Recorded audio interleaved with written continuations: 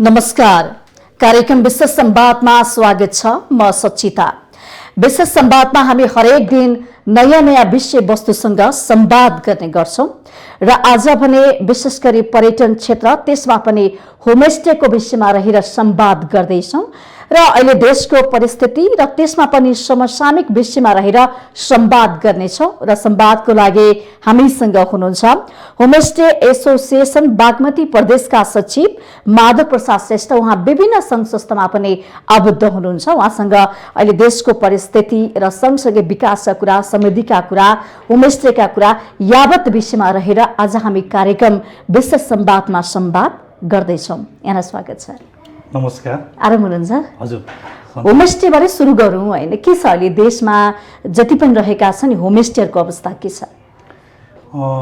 यो होमस्टेको जुन किसिमको अहिले जब बामे सर्ने क्रम चलिरहेको अवस्था थियो र यो संसारमै यो कोरोनाको कारणबाट अहिले होमस्टेको अवस्था त एकदम खासै अहिले त्यति चल्न सकेको छैन भन्दा नि हुन्छ। नाजुकै छ त्यसै कोभिडले ठप्प नै भयो। ठप्प नै अब किनभने हाम्रो टार्गेट भनेको स्वदेशी लगायत विदेशी पनि हो। हजुर। अहिले त अब जुन कोरोनाको कारणबाट एक आपसमै त्रसित हुने अवस्था अब किसिमको अवस्था थियो। अहिले भर्खरै मात्रै यो भ्याक्सिन लगाएपछि मात्रै अनि अलिकति हामी सुरक्षित छौँ कि भन्ने किसिमको महसुस भएको अवस्था छ। अब त्यो नलगाइसम्म त एक आपसमा हामी नै डराउनु पर्ने अवस्था भएको हुनाले यदि गेस्टहरू कुनै आउन चाहे पनि हामी राख्दैनौँ थियौँ। अहिलेलाई प्लिज अहिले छैन। भनेपछि होमस्टेमा विदेशी स्वदेशी पर्यटकहरू आउनुहुन्थ्यो हैन? अहिले विदेशी त ठप्प नै छ। त्यसो भए विदेशी त एकदम कोही आउनु भएको छैन। कोही छैन। कोही एकदम ल्याउन सक्ने वातावरण बन्या छैन। के आउन सक्ने अब अहिले त खासै अब अलिकति विदेशबाट नेपालमा आउने पर्यटकहरू अथवा पाहुनाहरू नै नेपाल आउने भित्रिने अवस्था नै अहिले एकदमै नेसनल वाइज नै कम छ जस्तो लाग्छ। त्यसमध्ये पनि अब गाउँ घुम्न जाने अवस्थामा त कुनै पनि व्यक्ति आफू सेक्युर भए मात्रै आउने कुरो हो र त्यो अवस्था अहिलेसम्म छैन कि जस्तो लाग्छ। त्यसले गर्दा ढिलो भएन। अब त सबै कुराहरू खुलिसकेको अवस्था छ अब हैन? खोप पनि लगाइसकेको अवस्था छ। सामान्यतिर हामी अगाडि बढ्यौँ नि। अब यसको लागि चाहिँ अब यो राष्ट्रले नै सरकारले नै भन्नुपर्ने बोल्नुपर्ने हो कि भन्ने जस्तो लाग्छ। किन भन्दा कुनै पनि देशको पाहुनाहरू आउनुहोस् हाम्रो देशमा, अब कोरोनाबाट हामी सुरक्षित छौँ। कुनै पनि व्यक्ति कुनै पनि पाहुना आउँदाखेरि कोरोनाबाट डराउनु पर्ने अवस्था छैन भन्ने कुरो त अब हामी एउटा व्यापारी अब एक किसिमको अप्रत्यक्षमा सेवा गर्ने हिसाबले बसिरहेको मान्छेले बोल्नुभन्दा राष्ट्रले बोल्ने कुरो हो र विश्व स्वास्थ्य सङ्गठनले नै यो अवस्थामा चाहिँ ठिक छ यो नेपाल चाहिँ अहिले घुम्नको लागि सुरक्षित देश पर्छ भन्ने किसिमको नबन्नेसम्म विदेशीहरू आउने सम्भावना कमै देख्छु मैले। सरकारले के गर्यो भने चाहिँ ती विदेशी पाहुनाहरू आउनुहुन्छ? राष्ट्रिय अन्तर्राष्ट्रिय स्तरमै जुन किसिमको एउटा पर्यटन क्षेत्रमा घुम्न आउने पाहुनाहरू भयो यसलाई त अब तपाईँको हवाई यातायातको कुरादेखि लिएर जो सुरक्षित छ नेपाल चाहिँ अब यो कोरोनाबाट डराउनु पर्ने अवस्था छैन भन्ने कुरो मेसेज चाहिँ पुर्याउनै पर्छ जस्तो लाग्छ। सरकारले त्यो कुरा चाहिँ सुरक्षित छ नेपालमा खोप पुगिसकेको छ। अब पर्यटनका क्षेत्रहरू खुलिसकेका छन्। निर्धक्क भएर घुम्न सक्नुहुन्छ, रमाउन सक्नुहुन्छ भने त्यो मेसेज दिनु पर्यो। त्यसको लागि त अराइभल भिसाको कुरा हुन सक्ला, फ्री भिसाको कुरा हुन सक्ला हैन? अन्य सेवा सुविधा दिनुपर्ने हुन सक्ला नि त राज्यको तर्फबाट। अब त्यो भिसा सम्बन्धी कुरो त हामीलाई त्यति जानकारी भएन। हामी चाहिँ के भन्छौँ भने हामी एउटा देश समृद्धिको लागि गाउँमा घुम्न आउने पाहुनाहरूको लागि खान बस्नको लागि होम स्टे भनेको अर्थ नै घर बास। हामी एउटा साधारण जीविका चलाइरहेको व्यक्ति र त्यसमा पाहुना आउँदाखेरि अघिपछि हामी जुन किसिमको हाम्रो ज्वाइँ चेलाहरू अब आफ्नो आफन्तहरू पाहुना आए जस्तै गरी विदेशी या स्वदेशी पाहुना आउँदाखेरि त्यहाँ चाहिँ एक बस्ने अथवा बस्न चाहने बस्ने अनि उहाँहरूलाई हाम्रो गाउँघरमा पाइने कुराहरूको सेवा सुविधा दिएर खुसी पारेर पठाउने वातावरण बनाउने हिसाबले होमस्टे सञ्चालन भएको हुनाले राष्ट्रिय स्तरको अन्तर्राष्ट्रिय स्तरको कुरो चाहिँ हामीलाई त्यति नलेज छैन भन्दा नि छ। जस्तो कि हाम्रो पाहुना भनेको त नेपाली पनि हुन सक्छन्, विदेशी पनि हुन सक्छन् नि त हैन? त्यसको लागि त अब हामीले पनि त तयारी गर्नुपर्ने होला नि। जस्तो होमस्टे भन्ने बित्तिकै होममा बस्ने, एउटा घरमा आएका पाहुनालाई कसरी स्वागत गर्ने, कसरी सत्कार गर्ने भन्ने कुरा हुन सक्छ हैन? होमस्टे र यो पछिल्लो समय आएको होमस्टे र होटेलमा चाहिँ के फरक छ? अब होमस्टे र होटल जुन होमस्टेको कन्सेप्ट चाहिँ 2067बाट मात्रै आएको हो। हजुर। अनि होमस्टेको पोलिसी अनुसार एउटा घरमा हामी जुन परिवार बस्छौँ त्यस परिवार बसेर बाँकी रहेको कोठा जुन 1-2वटा कोठा कोही पाहुना आउँदाखेरि हामी राख्छौँ नि, त्यस्तै किसिमको बाँकी रहेको कोठामा अलि कुनै पनि पाहुना आउँदाखेरि हामी ज्वाइँ चेलाहरू कोही आफन्त आउँदाखेरि नयाँ व्यक्ति आउँदा भने हामी सफा कोठाहरू सफा बेडहरू बनाएर राख्छौँ, त्यस्तै किसिमको। र एउटा होमस्टेमा चाहिँ 4वटा कोठाभन्दा तपाईँले बढी राख्न सक्नुहुन्न। चारवटा कोठा हुनाले तपाईँको 8जना पाहुना, बढीमा 8जना पाहुनाको कुराहरू भयो। अनि त्यहाँ चाहिँ अर्को तपाईँको रोजगारको लागि घरकै मान्छेले मात्रै सर्भिस दिने किसिमको, त्यसको लागि छुट्टै व्यवसायकै रूपमा होइन कि त्यसमा चाहिँ घरकै मान्छेले सर्भ गर्ने एउटा कर्मचारी राखेर त्यो पुरा रेस्टुरेन्ट चलाए जस्तो होइन। यसमा परिवारबाटै पारिवारिक रूपमा आउने गेस्टहरू पारिवारिक रूपमा घुलमिल भएर जुन किसिमको एउटा अर्ग्यानिक जुन गाउँमै उत्पादन भएको खानेकुराहरू खाने जे छ त्यसलाई एकदम बजारबाट ल्याएर मिठो मसिनो होइन कि।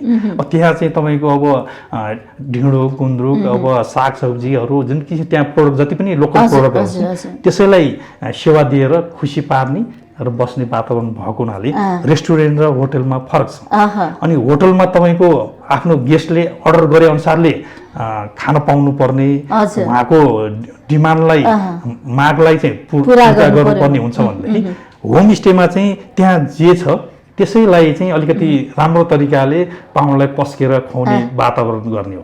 त्यहाँ त परिवारको इच्छा हुन्छ, होममा जे पाक्छ त्यही अनुसार चाहिँ खुवाउने गरिन्छ होइन। होमस्टेमा चाहिँ कसरी सञ्चालित छन् नेपालका होमस्टेहरू? ठिक छन्, सही ढङ्गले सञ्चालित? अब यसमा सबै नै सही ढङ्गले छ भन्न चाहिँ म सक्दिनँ, किनभने सचिव पनि हुनुहुन्छ, किनभने बागमती प्रदेशको। म यो धेरै यो होमस्टे उसमा चाहिँ यो घले गाउँमा एउटा होमस्टे एसोसिएसन कन्फरेन्स भएको थियो। मलाई चाहिँ पहिलेदेखि नै यो विदेशीहरूप्रति अलिकति विदेशी पाहुनालाई यो तपाईँ मैले 50-51 सालमै म नर्वेजियन ग्रुपहरू चाहिँ मसँग सम्पर्कमा थियो। त्यो बेलामा चाहिँ उहाँहरू यो अहिलेको जस्तो होमस्टे त्यस्तो कन्सेप्ट थिएन। उहाँहरू चाहिँ भोलिन्टियर रूपमा नेपाल आउने अनि ल्याङ्ग्वेज सिक्ने क्रममा भिलेज स्टेट भनेर गाउँ गाउँमा जानुहुन्थ्यो।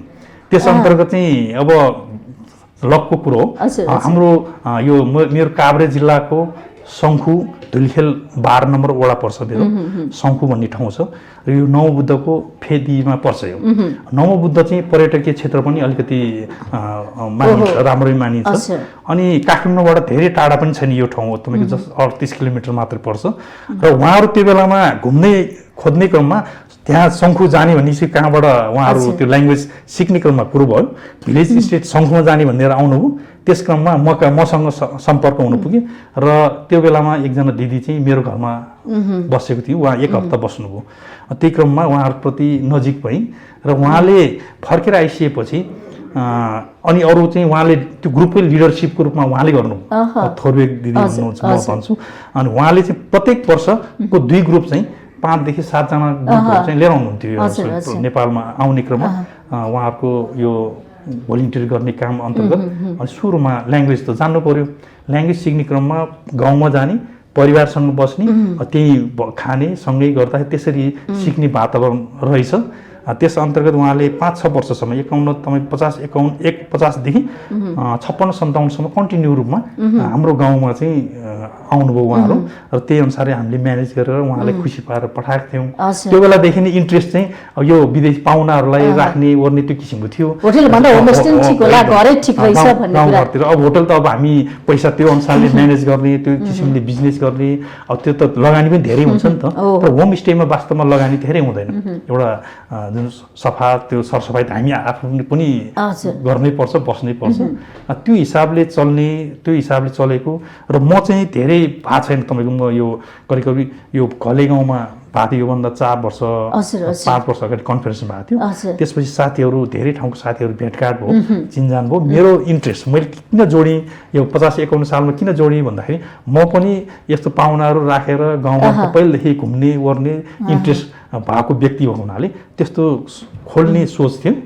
चान्सवश मौका पाइयो त्यहाँ गइसकेपछि अनि त्यसपछि हामीले अब म पनि शङ्खुमा चाहिँ म खोल्छु यहाँबाट फर्किने बित्तिकै शङ्खु होमस्टे भनेर दर्ता गर्छु दर्ता गरेर म अब यसको अगाडि बढ्छु भन्ने किसिमको मनमा लाग्यो अनि कसरी फेरि यो किसिमको सिचुएसन मिल्न आयो भन्दा भूकम्प तपाईँको 72 सालको भूकम्प आयो भूकम्प आएपछि हाम्रो पुरानो घरहरू भत्कियो भत्किएपछि नयाँ घर एउटा सानो जुन किसिमको नयाँ घर त बस्नै पर्यो मेरो आमा बहिनीहरू हुनुहुन्छ बस्ने क्रममा अनि त्यही बेलामा क्लिक भयो होइन अब यो घर बनाउने क्रममा बरु अलिकति एउटा 2टा कोठा चाहिँ हामी होमस्टेको लागि पनि सञ्चालन गर्ने यो अलिकति 2टा बनाउँदा 2टा कोठा बढी निकालौँ भन्ने हिसाबले गऱ्यौँ र त्यही अनुसारले अगाडि बढिएको छ र तर यो कोरोना जब सम्पन्न गरियो त्यसमा हामी स्टेप राख्दै थियौँ यो कोरोना ठ्याक्क सुरु भएपछि एकदम अब यो गेस्टहरू पनि आउने गर्थ्यो तपाईँको यो हाम्रो सँगको चाहिँ बाइ द वे यो तपाईँ धुलीखेलबाट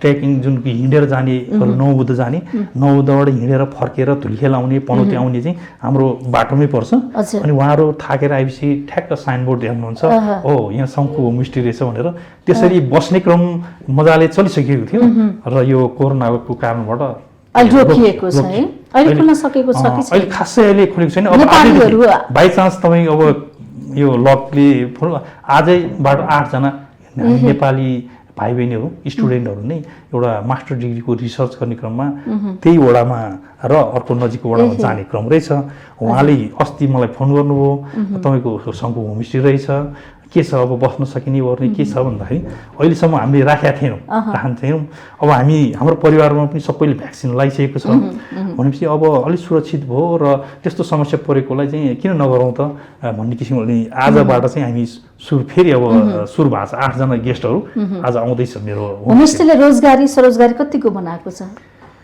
तपाईँको एउटा मान्छेलाई चाहिँ दुःख गरेर कमाउने र अलिकति सुख गरेर कमाउने फरक छ हैन अब होमस्टेबाट पैसा एकदम कमाउने चाहिँ होइन यो चाहिँ खासै भन्नु पर्दैन तर हामी जति 3-4 जना परिवारलाई जति पकाउँछौँ त्यसलाई थोरै बढाएर गेस्टलाई खुवाउने त हो भनेपछि अब त्यसलाई गेस्ट एकजना गेस्ट पाउन छ भनेपछि अघिपछि भन्दा अलिकति मिठो मसिनो पनि बनाउनु पर्यो अघिपछि हामी तरकारी र भात दाल भात मात्रै खान्थ्यौँ भनेदेखि पाहुना छ भन्नासाथ अचार थप्नै पर्यो अलिकति केही नयाँ बारीतिर केही नयाँ छ कि भनेर खोजिने कुराहरू पनि अलिकति मिठो गरी पकाउने र आफू पनि मिठो खान पाइने त्यो किसिम गरेर थोरै पैसा पनि अब अलिकति हुने हुनाले यसमा पैसा कमाउनकै हिसाबले पैसा उड्ने होइन कि तर सरल किसिमले सहज किसिमले परिवार त्यसमा पनि नेपालीको संस्कार संस्कृति रहन सहन खानपिन के रहेछ भने बुझाउनको लागि पनि हैन त्यसले यो होमस्टेले मद्दत गरेको होला नि त त्यो एकदमै हो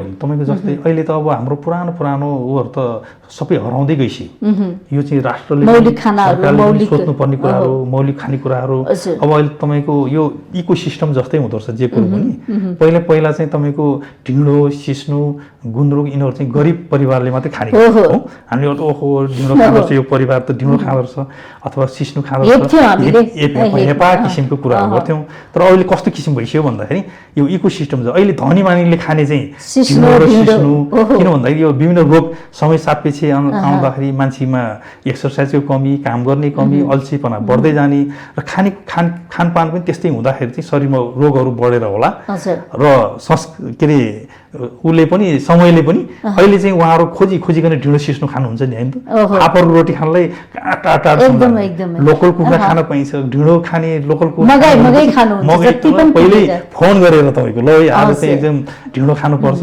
चट्ट लोकल छ के छ यसो गर्नु ढिँडो खाने भनेर उहाँले पहिल्यै इन्फर्मेसन दिएर गर्नुहुन्छ भनेपछि यो समय यस्तो किसिमको आएको छ अब पुरानो चीज फेरि पुरानो हराइसकेको थियो पुरानो चीज खोज्दै आएको छ फेरि हामी फर्किँदै छौँ यो इकोसिस्टम जस्तो यो समृद्धिको लागि त होला नि विकासको लागि त होला नि यो चाहिँ तपाईको मान्छेको चाहना चाहिँ तपाईको यो अलिकति ह्युमन नेचरै जस्तो लाग्छ अरूको देखाइसक्यौँ अरूमा जाने राम्रो कुराहरू गर्दै जाने पश्चिमेली कुरामा हामी रमाउँथे अनि अर्को एउटा कुरो चाहिँ त्यो पनि हो भने अर्को कुरो मान्छेलाई चाहिँ अब आर्थिक समस्याले गर्दाखेरि जस्तै हाम्रो गाउँतिर तपाईको पहाडतिर के छ भन्दाखेरि त्यहाँ उब्जनी हुने धानहरू बेचेर अनि बजारको चामल किनेर खाने चल्यो त्यो चाहिँ कति कुरो अलिकति यो इकोनोमिक लागि पनि हो कि तपाईँको एक बोरा मानव 100 केजी धान बेच्यौँ भनेदेखि तपाईँको 100 केजी चामल आयो भनेदेखि किन नगर्ने? अब त स्वास्थ्यको लागि भन्दा पनि बाँच्नको लागि खानुपर्ने स्थिति आइसक्यो हाम्रो समाजमा। त्यस्तो किसिम गरिबीको जुन आर्थिक सोर्स नभएर यी कुरोले गर्दा त्यो पनि हुँदै आएको छ भने अब अर्को कुरो अब समय अनुसारले परिवर्तन पनि हुँदै गएको जस्तो लाग्छ। होमस्टेको विकास र विस्तार कतिको भएको छ?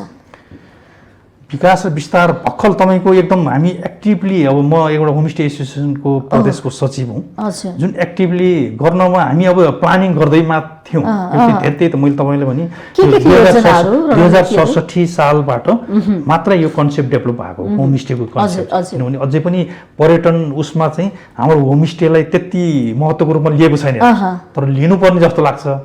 किनभने होटलहरू त धेरै टाढा त जाँदैनन्। अब प्लान के छ भनेर त हजुरले भन्नुभयो नि, हाम्रो प्लान चाहिँ तपाईँको जस्तै पर्यटनको सम्भाव्यता ठाउँहरू, जस्तै पुरानो कल्चर भएका गाउँहरू त्यो कहाँ छन्, त्यो किसिमको जस्तै सम्भाव्यता ठाउँहरू चाहिँ जहाँ पहाड के अरे अग्लो ठाउँहरू छ, जहाँबाट हिमाली दृश्य पनि देख्न सकिन्छ, हरेक कुरो छ, पुरानो कल्चरहरू छ, त्यो ठाउँहरूको गरेर त्यो ठाउँमा गएर उहाँहरूलाई चाहिँ पर्यटनहरू त्यो ठाउँमा लाने को लागि त्यो खालको एउटा एडभर्टाइजहरू विभिन्न किसिमको कुराहरू गर्ने एक काम त्यो हो। अर्को कुरो त्यो कम्युनिटीलाई पनि तपाईँको अब होमस्टेको बारेमा बुझाएर होमस्टेको तालिमको कुराहरू उहाँहरूलाई होमस्टेको भइसकेपछि चाहिँ जुन अघि पछि जति दुःख गरिन्छ अलिक सहज किसिमले हुने किसिमको त्यो कुराहरू उहाँलाई सम्झाइ बुझाइकन होमस्टेको विस्तार गर्ने हाम्रो प्लान थियो। त्यो कुरो चाहिँ अहिले अलिकति यो अब रोकेको छ। कहिलेदेखि सुरुवात गर्नुहुन्छ यो काम? यो हाम्रो जुन यो त धेरै भएको छैन तपाईँको, यो जस्तै कोरोनाको उसबाट जुन अहिले भर्खरै स्कुल त भर्खरै हामी खोल्ने क्रममा गइरहेका छौँ होइन। होटेलहरू पनि अब तपाईँको गेस्टहरू नआइकन त खोलेर मात्रै भएन, त्यो बिस्तारै स्टेप हुँदैछौँ। अब हामी छिट्टै हामी मिटिङ पनि बस्छौँ, मिटिङ छिट्टै बसेर अनि त्यसपछि हामीले जुन किसिमको एउटा पूर्व प्लान गरेका थियौँ त्यसलाई अब कसरी जाने त भनेर हामी अब साथीहरू बिच चाहिँ छलफल गर्छौँ। सरकारसँग केही छलफल भएको छ होमस्टेको विषयमा, यसलाई अगाडि बढाउने विषयमा? अब म प्रदेश, अब यो त हाम्रो केन्द्रीय कमिटी पनि छ अनि प्रदेश कमिटी भयो। त्यस हुनाले केन्द्रीय कमिटीले त्यो सम्बन्धी सरकारसँग कसरी होमस्टेको पहुँच पुर्याउने, होमस्टेको बारेमा कसरी गर्ने, होमस्टे कम्युनिटीमा कसरी लानुपर्ने भन्ने कुरो उहाँहरू पनि गरिराख्नु भएको छ। अब हामी प्रदेशमा चाहिँ हामी एउटा प्रदेश कमिटीको चेयरपर्सन भएको हुनाले हामी प्रदेशमा पनि होमस्टेको लागि तपाईँहरूले गर्नु पर्यो भनेर हामी जुन किसिमको एउटा पुर्याउनु पर्ने कुराहरू चाहिँ हामी पुर्याउन सकिसकेका छैनौँ। पोहोर एकचोटि हामी गत वर्ष यो कोरोना लाग्नु अगाडि चाहिँ हामीले एउटा ट्रेनिङहरू पनि सञ्चालन गरेका थियौँ। यो बिचमा भइसकेपछि त अलिकति ट्र्याकै चेन्ज भयो। लगानी गर्नुपर्छ पर्दैन होमस्टे खोल्नको लागि? के छ त्यस्तो धेरै लगानी गर्नु पर्दैन, धेरै स्ट्यान्डर्ड त्यो लग्जरी नै होइन यो। किन लग्जरी त्यस्तो किसिमको खोज्ने मान्छे होमस्टेमा उहाँहरू आउनुहुन्न भनौँ न। किन होमस्टे भन्दा पारिवारिक गाउँमा बस्ने वातावरण अनुसारले अलिकति सफा सुग्घर, फेरि होमस्टे भन्दैमा एकदम त्यो ऊ चाहिँ होइन है, एउटा बस्नको आनन्द जुन शान्त सुन्दर कोठामा आउँदाखेरि त अलिकति सफा त हुने, स्वच्छ, जस्तै टोयलेटहरू, पानीको सुविधा, पानीको व्यवस्थाहरू, त्यो कुरो त राम्रो हुनै पर्यो। किनभने हामी पनि त्यतै गयौँ भनेदेखि त्यस्तो त खोजिहाल्छौँ। एकदमै। बागमती प्रदेशमा कतिवटा छन् होमस्टे? तपाईँ यो तथ्याङ्क चाहिँ तपाईँको यो यसको दुई खालको छ है, निजी होमस्टे र सामुदायिक होमस्टे छ होइन। निजी होमस्टे र सामुदायिक होमस्टे भन्नाले चाहिँ कम्तीमा 5 धुरी 5 घर मिलेर समुदायको रूपमा गएकोलाई सामुदायिक होमस्टेको रूपमा भनिन्छ। निजी होमस्टे त एउटा व्यक्तिले खोल्न सक्ने कुराहरू हो। यो सामुदायिक होमस्टे अहिले एक्चुअल मैले तथ्याङ्क चाहिँ मैले ल्याइनँ, तपाईँ यो मलाई त्यो किसिमको भएन। जो छ तपाईँको 150 भन्दा माथि छ। आकर्षण कतिको बढेको छ होमस्टे प्रति पर्यटक व्यवसायीहरूको? हुन्छ अब अहिले एकदम बढेको अवस्था थियो है यो चाहिँ तपाईँको। हामी पनि किनभने कोही पनि व्यक्ति, म पनि एउटा विभिन्न एनजिओ सेक्टरमा विभिन्न सामाजिक संस्थामा लागेको व्यक्ति र यो क्रममा एउटा मान्छेहरूको ट्र्याक अहिले चाहिँ हो फलाना ठाउँमा, जस्तै तपाईँ कतै गयो भने त्यहाँ बास कहाँ बस्ने भन्ने कुरोमा त त्यहाँ होमस्टेको खोज नीति भइहाल्छ होइन। अहिले वेबसाइटको कुराहरू छ, विभिन्न छन्। अनि होमस्टे त्यहाँ होमस्टे छ त्यहाँ बसौँला नि भनेर भन्ने किसिमको मान्छेमा त्यो आइसकेको छ, त्यो ट्रेन्ड चाहिँ बसिरहेको छ। जस्तो पोखरै गए पनि तपाईँको होमस्टेतिर सारङकोट उता माथितिर होमस्टेतिर गएर बसौँ न भन्ने किसिमको। जस्तै घले गाउँ तपाईँ जानुभयो, घले गाउँ त सिँगै एउटा होमस्टे गाउँै छ, त्यहाँ तपाईँको कुनै समस्यै भएन होइन छ। तपाईँको होमस्टे चाहिँ कन्सेप्ट एकदम बढ्दो छ र पाहुनाहरू पनि तपाईँको होमस्टेमा गएर बस्ने, होटलभन्दा होमस्टेले बढी रुचाएको हामीले पाएको छौँ होइन। यसबाट देशको अर्थतन्त्रलाई टेवा पुग्ने देखिन्छ, आर्थिक अवस्था एकदम पुगिन्छ। तपाईँको यो त देशको अर्थतन्त्रलाई पनि एकदम टेवा पुर्याउँछ। तर त्यो चाहिँ अब देशको अर्थतन्त्र कसरी टेवा पुर्याउँछ भन्ने कुरो हुनसक्छ। तर एउटा देशको पनि जिम्मेवारी के हो भन्दा आफ्नो जनतालाई आर्थिक समृद्धि बनाउनु, आर्थिक समृद्धि हुनु भनेको देशको एउटा कर्तव्य हो नि, एउटा गाउँको, एउटा घरको हैन, एउटा परिवारको। अब त्यो त अब देशले लाई टेवा पुर्याउँछ भन्दाखेरि ट्याक्स जसले बढी तिर्यो त्यो हिसाबले मात्रै टेवा पुर्याएको हिसाब हुन्छ। तर त्यस्तो खालको ट्याक्स त हामीले तिर्दैन। यो सुरुमा त तपाईँको यो पर्यटन विभागबाटै तपाईँको फ्री दर्ता गर्ने नि निःशुल्क दर्ता गर्ने त्यस्तो किसिमको थियो, किनभने मान्छे प्रमोट गर्नको लागि। अब अहिले चाहिँ हामी दर्ता गर्छौँ, तपाईँको त्यसपछि पैसा तिर्छौँ, रिन्यू गर्छौँ होइन। यो चाहिँ धेरै भयो र विदेशीहरू पनि आउने, धेरै आर्थिक समृद्धि भइसकेपछि त अटोमेटिकली टेवा त पुग्यो नि त। त्यो हिसाबले चाहिँ हामी गर्छौँ। तर ट्याक्स चाहिँ एकदमै अब होटलको जस्तो ट्याक्स तिर्ने गर्ने धेरै त्यस्तो त हुँदैन यसमा। हजुर हजुर, सजिलो तरिकाले सहज तरिकाले खोल्न सकिन्छ। हजुर एकदम। मापदण्डहरू चाहिँ के छ खास? मापदण्ड चाहिँ तपाईँको एउटा जुन कम्तीमा अब कोठा भन्नु कतिवटा खोल्ने भन्ने किसिम हुन्छ। अब 2टा खोल्ने, 2टा कोठा राख्ने कि 4वटा कोठा, म्याक्सिमम् 4वटा कोठासम्म राख्न सक्छौँ। 4वटा कोठाभन्दा बढी गएपछि त्यो रिसोर्टमा जान्छ। अनि 4वटा कोठासम्म राख्ने कुरो। अनि एउटा तपाईँको रुममा बेड, अब सफा बेड चाहियो होइन। त्यसमा कभर कानुनी प्रक्रिया भने जस्तो दर्ता गर्ने प्रोसेसको लागि अब अहिले चाहिँ सरल के छ भन्दाखेरि तपाईँको नगरमै दर्ता हुन्छ कि तपाईँको। मानौ मेरो काभ्रे जिल्लाको धुलिखेल नगरपालिकामा म होमस्टे सञ्चालन गर्न चाहन्छु भन्यो भनेदेखि नगरपालिकामा स्थानीय सरकारले गर्दिन्छ, स्थानीय सरकारमै दर्ता हुन्छ। त्यसले गर्दा सजिलो छ होइन। स्थानीय सरकारले कुन रूपमा लिएको छ होमस्टेलाई? यो ठिक छ? अब सबैले यसलाई एकदम बुझेकै छैन होइन। यो त बुझाउनै पनि अझै बुझाउनु पर्ने छ है यसमा। जस्तै अब हाम्रो धुलिखेल चाहिँ पर्यटन क्षेत्रकै भएको हुनाले, पकेट क्षेत्रै भएको हुनाले अब होटलको सँगसँगै होमस्टे पनि गाउँ होमस्टे पनि गर्दा राम्रो हुन्छ भनेर बुझ्नुहुन्छ। जस्तै पनौती पनि उहाँले राम्रै बुझ्नुहुन्छ। त्यहाँ पनौतीमा पनि तपाईँ सामुदायिक होमस्टे 2वटा छ हेर्नुहोस्। अब तपाईँ काभ्रेमा पातलेखेत सामुदायिक होमस्टे एकदम नाम चलिसकेको अवस्था छ। अनि कुत्ताल सामुदायिक होमस्टे पनि नाम चलेकै अवस्था छ होइन। अब हाम्रो चाहिँ नयाँ हो। हामी चाहिँ तपाईँको अहिले त्यहाँ हाम्रोमा पनि नवबुद्ध शङ्खु सामुदायिक होमस्टे भनेर पनि सुरु गरेका छौँ। र मेरो आफ्नो चाहिँ शङ्खु होमस्टे भनेर छ। यो चाहिँ भर्खरको भएको हुनाले सबै जनप्रतिनिधिले पनि यसको बारेमा राम्रोसित बुझिसकेको छैन। अब यसको लागि बुझाउनको लागि अब सरकारले पनि अलिकति चासो राख्नुपर्ने जस्तो लाग्छ। र हामी होमस्टे कर्मीहरू गर्छौँ। होमस्टेको बारेमा देश एउटा दौड अभियान पनि चलाउनु पर्ने देखियो होइन। तर यो तारागाउँ विकास समितिले गर्नुहुन्छ। हामीलाई तारागाउँ विकास समितिको पनि यो मैले मेरो बुझाइअनुसार उहाँहरूले गाउँ विकट ठाउँमा गएर होमस्टेको प्रमोट गर्ने काम चाहिँ सुरुमा चाहिँ तारागाउँ विकास समिति नै हो। हेर्नुहोस्, अभियानको रूपमा तारागाउँ विकास समितिले उहाँहरूले चाहिँ तपाईँको ओरिएन्टेसन दिनुहुन्छ। कुनै सम्भावित ठाउँमा गएर ओरिएन्टेसन दिनुहुन्छ। ओरिएन्टेसन दिइसकेपछि अनि इच्छुक मान्छेहरूले अनि त्यसपछिको खोल्न इच्छुक हुनेहरूले अनि दर्ता प्रोसेसमा जाने कुरो हुन्छ। यो कुरोहरू चाहिँ होमस्टे के हो, कसरी सञ्चालन गर्ने, कस्तो खालको होमस्टे भनेको, यसबाट के फाइदा हुन्छ होइन, अर्थतन्त्र कसरी उकास्न सकिन्छ भन्ने कुरा चाहिँ फर्स्ट चाहिँ सुरुमा 1 डे ओरिएन्टेसन हुन्छ। हजुर हजुर, 1 दिनको ओरिएन्टेसन भइसकेपछि मान्छे जुन इच्छुक हुन्छ उहाँहरू चाहिँ अब होमस्टे सञ्चालन गर्न सुरु गर्ने चाहना राख्नुहुन्छ अथवा दर्ता प्रोसेस के गरेर दर्ता गर्न सकिन्छ भन्ने कुरो सबै ओरिएन्टेसनमै भनिन्छ।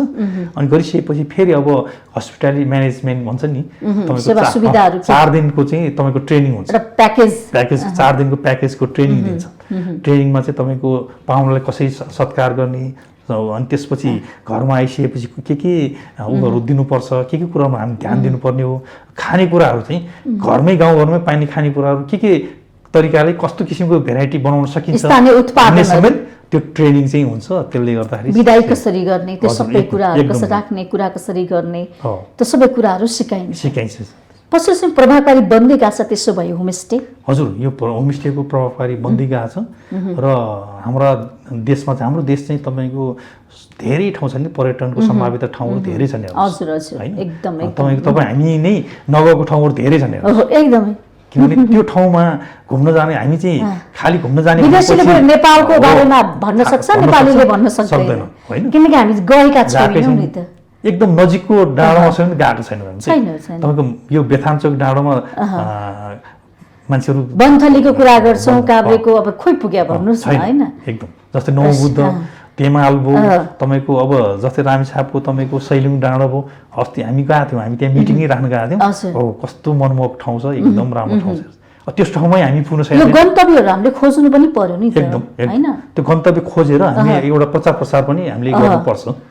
यो गर्यो भने सम्भावना धेरै छ। त्यसो भए हामीहरूले पनि अब सोचाइमा अलिक परिवर्तन गर्नु ल्याउनुपर्छ। हामी घुम्न जाने भन्नासाथ अब पोखरा, जनकपुर अलिकति त्यस्तो वैरागिक ठाउँलाई मात्रै सोध्छौँ। अथवा होइन भने त सक्नेले त विदेशतिरै सोध्छन् होइन, थाइल्यान्ड उतातिर घुम्न जाने। हामीले हाम्रै देशको धेरै ठाउँमा नपुग्ने, अब हामी अब यत्रो उमेर भइसक्यो, हामी नाम्चे बजार पुगेका छौँ। सगरमाथा चढ्नलाई मान्छेहरू कति मिहिनेत गरेर, विदेशीहरू कति खर्च गरेर आउने हुन्छन्, प्लान बनाएर आउने हुन्छन् होइन। अब हामी हाम्रै देशमा धेरै प्लान पनि बन्नु परेन, खर्च पनि धेरै चाहिन्छ, तै पनि हामी जान सकिरहेको छैन। त्यसैले यो कुरोमा पनि घुम्ने बानीको पनि विकास गर्नुपर्छ। त्यसमा पनि आफ्नै गाउँ, आफ्नै ठाउँ, आफ्नै देश भ्रमण चाहिँ गर्नु पर्यो हैन। एकदमै त्यो हिसाबले गर्यो भने चाहिँ हामीले यो देशको अर्थतन्त्रलाई उकास्नको लागि यस्ता पर्यटन क्षेत्र अन्तर्गत होमस्टे क्षेत्रहरूले सहयोग पुर्याउँछन्। अब होमस्टेपछि म यो महालक्ष्मी कृषि सहकारी संस्थाको अध्यक्ष पनि हुनुहुन्छ हैन। कृषिको विषयमा, सहकारीको विषयमा चर्चा गरौँ न। अहिले जुन यो चाहिँ समय सापेक्ष अनुसार सरकारले पनि पोलिसीहरू लिएर आउँछ। त्यस अन्तर्गत चाहिँ प्रत्येक वडा होइन तपाईँको उसमा चाहिँ यो कृषकहरूलाई एउटा समूह बनाएर कृषकहरूको जुन कसरी सेवा सुविधा पुर्याउने, उहाँहरूको आवाज चाहिँ जस्तै तपाईँ कति कुराहरू चाहिँ उहाँले आवश्यक सामग्री कहाँ पाइन्छ, कसरी लिएर आउन सकिन्छ, अनि थोरै पैसाको समस्याले गर्दाखेरि उहाँहरूले जुन एउटा आधुनिक किसिम खेती गर्नलाई समस्या परिरहेको हुनसक्छ, त्यो खालको एउटालाई नेतृत्व दिन र एउटा समूहलाई अगाडि बढाउनलाई चाहिँ एउटा कृषि सहकारी खोल्ने भन्ने किसिमको कन्सेप्ट पनि आएको अनुसार हाम्रो ठाउँमा पनि हामीले महालक्ष्मी कृषि सहकारी भनेर सुरु गरियो। त्यो 67 यो पनि हाम्रो धेरै भएको छ, 67बाट दर्ता गरिएको। त्यसले के गर्छ त भनेर हजुरलाई त्यो किसिमको हुनसक्छ। जस्तै हामीले कृषिसँग समन्वय गर्छौँ। जिल्लामा तपाईँको कृषि छन्, पशु कार्यालय छन् होइन, उहाँहरूसँग समन्वय गरेर जस्तै अनुदानका ट्र्याक्टरका कुराहरू भयो, अनुदानका जुन कृषि औजारका सामग्रीका कुराहरू भयो, तालिमका कुराहरू हुन सक्छन्, उहाँहरूसँग कोअर्डिनेसन गरेर त्यो चाहिँ व्यवसायीकरणको कुरा हुन सक्छन्। त्यो कुरा चाहिँ हामीले हाम्रा कृषकहरूलाई त्यो सुविधा चाहिँ सकेसम्म हामीले अलिकति जोरजोरमा ल्याएर पुर्याउने काम चाहिँ हामी सहकारीबाट गर्छौँ। योबाट फाइदा लिइरहनु भएको छ। त्यसो भए एकदम तपाईँ कृषि अनुदानका कुराहरू, कृषि सिपका क्षमता कुरा, औजारका कुरा, प्रविधिका कुराहरू, कम्पिटिसनको कृषि कसरी गर्ने भन्ने कुरा छ नि त। कम्पिटिसनको जमाना छ, पहुँचको जमाना छ होइन, बिमी छ नि त यहाँको देशको हाम्रो त्यस्तै नै कल्चर बसिरहेको हुनाले सकेको हामीले धेर थोर जति सकिन्छ त्यो किसिमको चाहिँ हामीले पुर्याइराखेको छौँ। आइसिडी नेपालमा पनि हुनुहुन्छ है? म आइसिडी नेपालको 8 वर्ष मैले नेतृत्व गरेको। अहिले म सल्लाहकारको रूपमा छु। भूकम्पपछि आइसिडी नेपालमा मेरै नेतृत्वमा भनौँ न साथीहरू टिमले चाहिँ धेरै काम गऱ्यौँ। हामी युनिसेफसँग समन्वय गरेर धेरै कामहरू गऱ्यौँ। तपाईँको स्कुलहरू टेम्पोररी लर्निङ स्कुल भनेर हामीले काभ्रेको एकदम विकट ठाउँमा 36 वटा स्कुलहरू बनाएको छौँ। हेर्नुहोस्, टोटल 75 मध्ये एकदम विकट ठाउँमा जहाँ चाहिँ भूकम्पले भत्काएको स्कुलहरूमा तत्कालको लागि यो चाहिँ अब तर अलिकति त्यो हाम्रो लागि त त्यो त 20-25 वर्ष पर्मानेन्ट जस्तै हो, तर त्यो प्रोजेक्टको कन्सेप्ट चाहिँ टिएलसी भनेर टेम्पोररी लर्निङ सेन्टर भनेर आएको अवस्था थियो। मैले 8 वर्ष त्यसमा चाहिँ नेतृत्व गरेर काम गरेका थिएँ। त्यसमा पनि राम्रै काम गर्नुभयो, समाजसेवी भएर होइन, म पहिलादेखि नै महामारी भनौँ एकदम म पहिलेदेखि नै समाजको लागि केही गर्न पाएँ भने म यो 44 म चाहिँ तपाईँको 2043 सालमा मैले एसएलसी पास गरेको हुँ। त्यो बेलादेखि नै समाजको लागि चाहिँ केही न केही किसिममा चाहिँ हामी लागिरहने गरिरहने हुँदाखेरि यो सुरक्षित मातृत्व सञ्चालनमा पनि तपाईँ आबद्ध हुनुहुन्छ। अब यो सुरक्षित मातृत्व सञ्जालको काम चाहिँ मातृत्वलाई सुरक्षित कसरी गर्ने भन्ने किसिमको नि हो नि त। त्यस अन्तर्गत चाहिँ म आइसिडी नेपालको अध्यक्ष भएपछि हाम्रो चाहिँ क्लिनिक छ हेर्नुहोस्, त्यहाँ चाहिँ फ्यामिली प्लानिङको सर्भिसहरू होइन, अरू विभिन्न किसिमको सर्भिसहरू दिइन्छ। अनि गर्भवती जाँचदेखि लिएर गर्भवती महिलाहरूको जुन किसिमको सबै गर्ने हुँदा यो सेफ मदर नेटवर्क सञ्जालको पनि टार्गेट त्यही किसिमको र हाम्रो आइसिडी नेपालको पनि त्यो म चाहिँ एड्रा भन्ने संस्थामा म 10 वर्ष काम कम्युनिटी डेभलपमेन्ट सेन्टरमा 10 वर्ष काम गरेको हुनाले पहिलादेखि त्यससँग अलिकति नजिक थिएँ र अनि म यो संस्थाको अध्यक्ष भएको कारणले योसँग आबद्ध भएर मैले नेतृत्व जनचेतना विशेष गरी भनौँ न, मान्छेलाई परिवार नियोजनदेखि लिएर सुरक्षित मातृत्व कसरी गर्ने, गर्भवतीको हेरविचार कसरी गर्ने भने त्यो जनचेतना फैलाउने काममा चाहिँ तपाईँ सक्रिय रूपमा लाग्नु भयो हैन। तपाईँ सामाजिक कर्ता पनि हुनुहुन्छ, सँगसँगै एउटा राजनीति नेता पनि हुनुहुन्छ हैन, युवा नेता राजनीति नेपाली कांग्रेसमा नेता त नभनौँ तर म एउटा साधारण कार्यकर्ता क्रियाशील सदस्य भएको हुनाले कार्यकर्ता चाहिँ हुँ। मान्छेहरू नेता कार्यकर्ता हुँ भनेर आफूलाई चिनाउनुहुन्छ, वास्तवमा कार्यकर्ता भने चाहिँ के हो, के गर्छ यसले? अब यो चाहिँ के भने नेतालाई अझ माथि पुर्याउने काम चाहिँ कार्यकर्ताले गर्ने हो कि कसरी माथि पुर्याउने? कम्युनिटीमा हामी त समाज सेवा गर्ने हो नि त, समाजको लागि केही गरिरहेको मान्छे हौँ, समाजमा हामी चिनिएको मान्छे हौँ। त्यस हुनाले अब हामीले समाजमा त तपाईँ कम्युनिटीमा सबै मान्छे पढे लेखेका, सबै मान्छेले सबै पोलिटिक्स जानेका, सबै पार्टीको सिद्धान्त मूल्य मान्यता जानेका मान्छेहरू त हुँदैनन्। अनि कति मान्छेहरू चाहिँ को मान्छे कसको समर्थक कतातिर लाग्छन् भन्ने आधारमा पनि तपाईँको यो पोलिटिक्समा अलिकति सपोर्ट पुगिरहेको हुन्छ।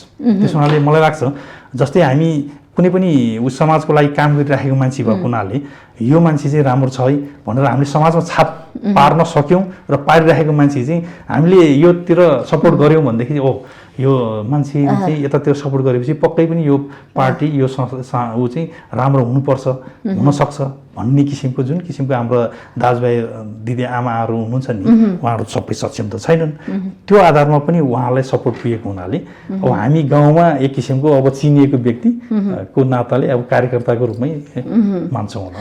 अब राजनैतिक दल भनौँ, तपाईँ यस्ता नेता कार्यकर्ता भनौँ होइन, सबैजनाको उद्देश्य भनेको पार्टीको विधि सिद्धान्त पद्धति जे छ नि त्यो त देश र विकासकै लागि होइन र, देश र जनताकै लागि होइन र, खास चाहिँ अब गरेका छन् काम। म सेटिस्फाई छैन किनभने म चाहिँ एउटा कम्युनिटी डेभलपमेन्ट क्षेत्रमा लामो समय काम गरेको व्यक्ति अनि म राम्रोलाई राम्रो नराम्रो भन्ने व्यक्ति आफू भएको हुनाले यो कुनै पनि पार्टीको एजेन्डा विकास हुन सकेन। तपाईँको यो चाहिँ यो बोली र व्यवहारमा फरक छ। अनि हरेक कुरोमा फेरि सिद्धान्तको पछि नलाइकन व्यक्तिको पछि लागेको जस्तो महसुस छ मलाई। जब सिद्धान्तको पछि लाग्यो भनेदेखि समस्या छैन। हेर्नुहोस् रुल रेगुलेसन सिस्टममा चल्यो भनेदेखि कुनै पनि संस्था कुनै पनि ऊ चाहिँ समस्या पर्दैन। तर अब व्यक्तिकै पछि लाग्ने, अब व्यक्तिको स्वार्थको लागि पछि लाग्ने अनि यो मान्छेलाई सपोर्ट गर्यो भने चाहिँ यसले चाहिँ मलाई केही गर्न लागि भनेर तल्लो लेभलसम्म त्यो किसिमको बसिएपछि छत्र छायामा बसेर फाइदा लिने भएपछि त्यो झुण्ड टाइपको मानिसहरू। म चाहिँ के भन्छु भन्दाखेरि जस्तै म डेमोक्रेटलाई विश्वास गर्ने मान्छे भएपछि डेमोक्रेट भनेको के हो त्यो सबै बुझेर त्यो सिद्धान्त र मान्यतालाई म यदि नेतृत्व पुगेँ म नेतृत्व भएँ त्यो ठाउँमा म पुग्यो भने जनप्रतिनिधि मानौँ, जनप्रतिनिधिले बुझ्नु पर्यो नि त्यो कुरो। जनप्रतिनिधिले त्यो आफ्नो पार्टीको सिद्धान्त आफ्नो उसको सिद्धान्तलाई प्रतिपादन गरेर लागू गरेर जनताको समाजमा परिवर्तन गर्ने हो नि त मुख्य काम होइन। समाजको परिवर्तनको लागि उयो चाहिँ फरक छ।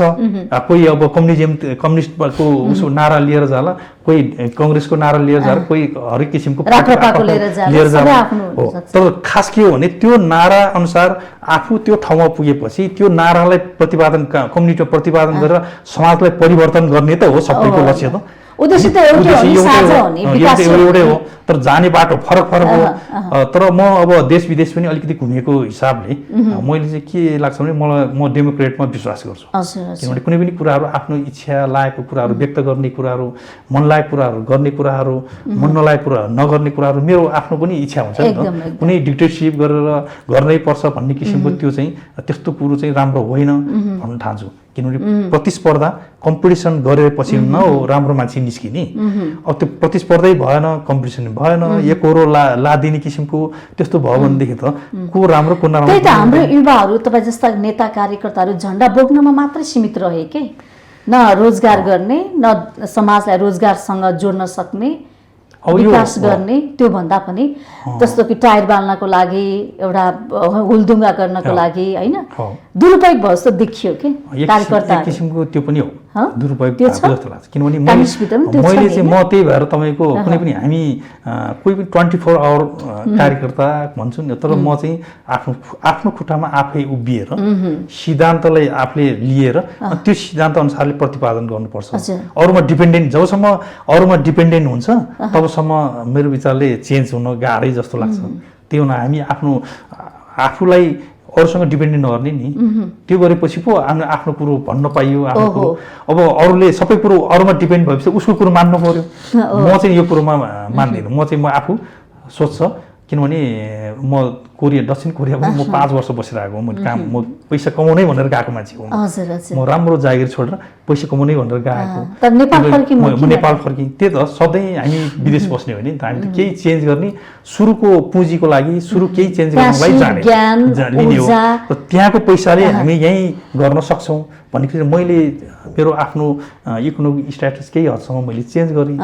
चेन्ज गरेपछि म यही काम गर्न सक्छु नि। म अहिले एक किसिमको बिजनेस पनि गर्छु। किनभने म मेरो चाहिँ तपाईँको बर्गर पेन्टरको डिलर पनि छ। अनि म होमस्टे, अब जस्तै गाउँमा होमस्टेको रूपमा समाजमा अरूलाई पनि सिकाउने सहज किसिमले कसरी गर्दो रहेछ भने, जस्तै अब मानव हामी कहाँ पाहुना आएर आउने जाने क्रम भयो भने त मान्छेहरूले त सिक्छ नि त। ओहो मलाई पनि यस्तो गर्नु मन लागेको छ, के गर्नुपर्छ। अहिले चाहिँ सुरुमा चाहिँ नो रिस्क नो गेन भन्छ, रिस्क लिनै चाहँदैनन् गाउँको मान्छेहरू। त्यो चेन्ज गर्न गाह्रो छ, डराउनुहुन्छ कि समस्यादेखि भाग्नुहुन्छ कि। हामी चाहिँ चुनौतीसँग लड्दै आएको हुनाले फेरि विदेशमा चाहिँ जस्तो सुकै चुनौती उहाँहरू फेस गर्न तयार हुनुहुन्छ। नेपालमा देखेका नयाँ नयाँ समस्याहरू जुझ्न चाहिँ उहाँहरू किन डराउनुहुन्छ कि? समस्या यो सामाजिक समाज संरचना हो, त्यस्तै हो, हामी त्यही हुर्केर त्यही जस्तो लाग्छ। किनभने मानौ एकजना बृहस्पति, एक्लो बृहस्पति झुटो कि के भन्छन् नि पुरानो। अब म एकजना कम्युनिटीमा राम्रो काम गर्ने, यो किसिमको गर्ने, सबै हल्लेर हिँड्ने एकजना मात्रै गर्नु थाल्यो भने पनि अटोमेटिकली अब त्यो मान्छेले त पागल जस्तो मान्ने भयो नि त अरूले त। त्यो गाह्रो छ। समाजै त्यस्तो किसिमको भएको हुनाले त्यही त समाजै परिवर्तन गर्नलाई टाइम लाग्छ नै, तर नसकिने चाहिँ होइन, बिस्तारै सकिन्छ। हरेक मान्छे त अब समाजमा बसिरहेको हुन्छ होइन, उसले भनिरहेको हुन्छ अब म समाज परिवर्तन गर्छु, नयाँ कुराहरू ल्याउँछु, परिवर्तन गर्नु पनि जरुरी छ भनिरहेको हुन्छ। हरेक पार्टीको पनि त्यो हुन्छ, हरेक युवा कार्यकर्ताको पनि त्यही हुन्छ। परिवर्तन भएको देख्नुहुन्छ तपाईँ समाजमा विकास भएका? मेरो अब म धेरै अन्य ठाउँको त म भन्न सक्दिनँ। आफ्नो ठाउँको, आफ्नो गाउँको लागि चाहिँ हामीले चेतनाको विकास त अझै कमी नै छ। तैपनि तपाईँको भौगोलिक परिवर्तन त हामी धेरै छौँ, धेरै भइसकेको छ। किनभने अब बिस्तारै कुराहरूको बाटोको कुराहरू भयो, अब मान्छेहरूले पैसा कमाउनु पर्ने रहेछ, पैसा चाहिने रहेछ भन्ने कुराहरू भयो। जे होस् थोरै भए पनि बजारमा बेच्न लाने त्यो चेतना वृद्धि हुनु भने परिवर्तनै हो नि त होइन। किनभने नत्र त पहिला त बजारमा बेच्न लानलाई पनि मान्छेहरू अब जस्तै गाउँघरतिर काँक्रो, फर्सी यिनीहरू खेर जान्थ्यो। हामी फर्सी त तपाईँ भैँसीले खुवाउँथ्यौँ, गाई भैँसीले खुवाउँथ्यौँ, मान्छे त्यति खाँदैन थियो। तर अब अहिले चाहिँ थोरैको पनि पैसा आउने रहेछ भन्ने कुरो मान्छेमा चेतना त चेन्ज त भएको, काम गर्नुपर्छ भन्ने कुरा नि त्यो विकास भएको छ है। त्यो त भएको छ। कृषितिर भयो, पर्यटनतिर भयो, आफूसँग जे छ स्रोत साधन त्यसलाई चाहिँ प्रयोग गर्नुपर्छ, खेर जान दिनु हुँदैन, बाँचो राख्नुहुन्न जग्गा जमिन भन्ने कुरा विकास भएको छ। त्यसो भए तपाईँ जस्ता युवा नेता कार्यकर्ताले आफ्नो गाउँलाई बनाउनको लागि होइन, त्यसमा पनि युवाहरू विदेश गएका छन् कि रोजगारका लागि भनेर, यही नै राख्नको लागि केही त्यस्तो पहलहरू गर्नु भएको छ? अब म आफूले पहल भन्दाखेरि अब यस्तै तपाईँको होमस्टे म अहिले सङ्खुमा मेरो गाउँमा मैले मात्रै चलाउन सुरु गरेका छौँ। यस्तै किसिमको अरूहरूले चलायो भनेदेखि त रोजगार त ती पनि भइहाल्यो होइन। अनि जुन किसिमको खेतबारीहरू छन् त हाम्रो परम्परागत खेतीपाती हाम्रो क्षेत्र चाहिँ फेरि तपाईँ म्याम यो सुन्तलाको लागि प्रख्यात क्षेत्र हो। तर अब अहिले चाहिँ तपाईँको त्यो सुन्तला चाहिँ अब एकदम भौगोलिक परिवर्तनले हो या विभिन्न अहिले तपाईँको रुखै सबै सुकेर गइसक्यो। अब भनेपछि अब हामी जस्तो एक दुईजनाले चाहिँ नयाँ के हुनसक्छ त अब विज्ञहरूसँग कृषि विज्ञहरूसँग सुन्तला जुन पकेट क्षेत्र थियो राम्रो उत्पादन थियो मान्छेहरू त्यसैले एकदमै राम्रो परिवर्तन भएको थियो। अब त्यो जिरोमा गइसकेपछि त फेरि समस्या आयो नि त। भनेपछि अब त्यसको ठाउँमा अर्को के लगाउन सकिन्छ भन्ने कुरो चाहिँ एउटा रिसर्च गरेर छिट्टै गरेर त्यो गराउनतिर चाहिँ लाग्नुपर्छ। लागिरहेको पनि छन् त तर त्यो त्यसैमा भनेर गएको छैन। अब यस्तै पर्यटन क्षेत्रमा विकास गर्नु पर्यो होइन। अब हामीले कृषिमा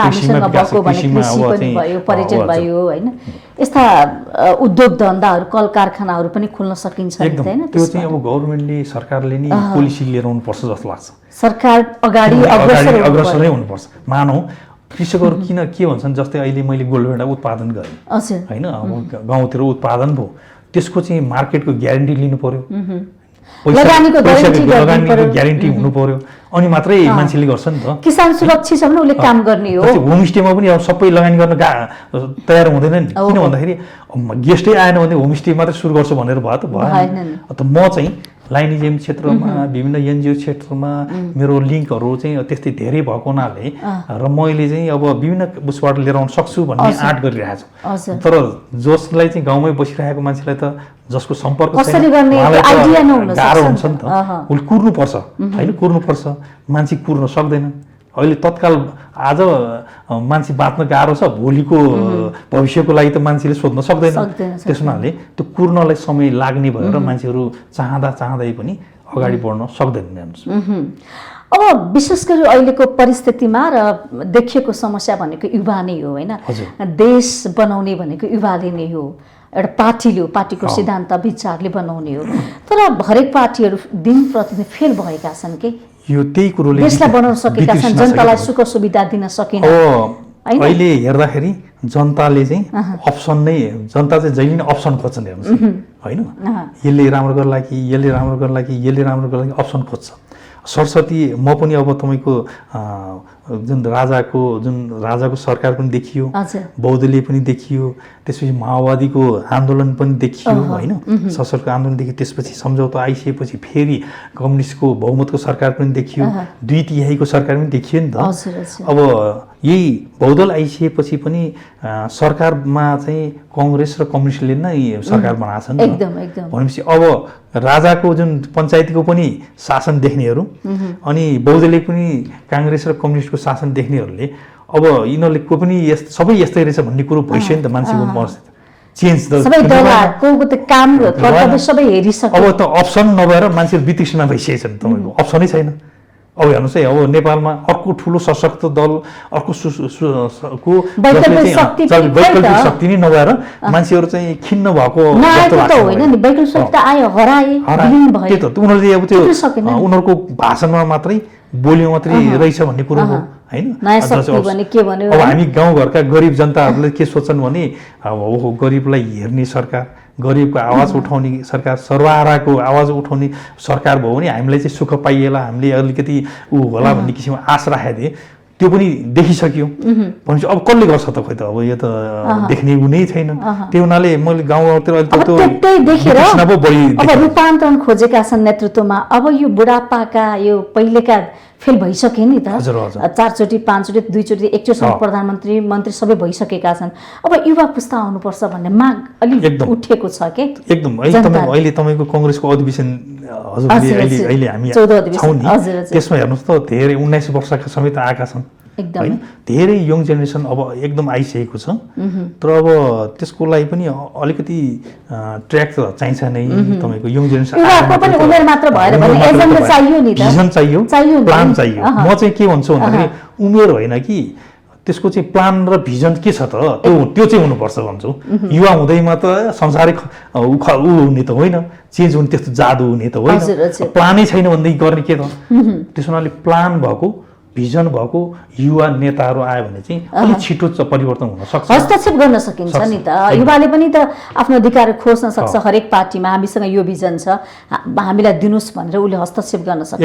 तर युवामा त्यो देखिया छैन त, त्यो क्षमता खोइ त।